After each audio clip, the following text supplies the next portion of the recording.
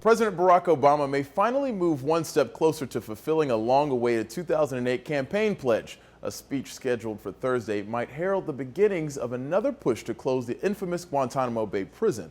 After Obama reiterated his desire to see Guantanamo Bay closed at a press conference last month, political support began building for another attempt at shutting down the facility. Foreign Policy has a collection of letter transcripts sent to the president from senators and representatives urging the president to take action.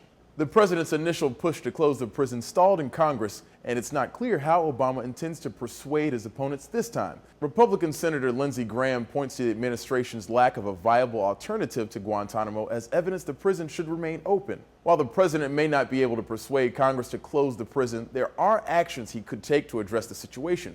Former Chief Military Prosecutor Colonel Morris Davis told Voice of America many of the detainees have been cleared for release. A joint task force made up of the CIA, Department of Justice, FBI, and Department of Defense unanimously agreed that these 86 men didn't commit a crime. We don't intend to charge them. They don't pose an imminent threat. Yet still they sit there year after year after year. Obama's statement will come at a tumultuous time in Guantanamo's history. NPR notes after the president's State of the Union address made no mention of closing Guantanamo, inmates began to take matters into their own hands. More than 100 of the 166 prisoners there are on a hunger strike. 30 of them are now being force-fed.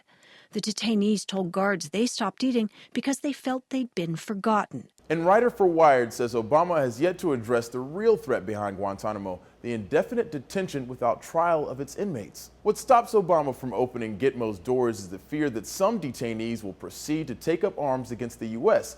and the political backlash that might follow an end to indefinite detention. Until Obama is willing to face either objection squarely, Guantanamo won't close, it'll only move. The president is expected to address all of these issues in his speech Thursday, along with clarifications to his drone policy.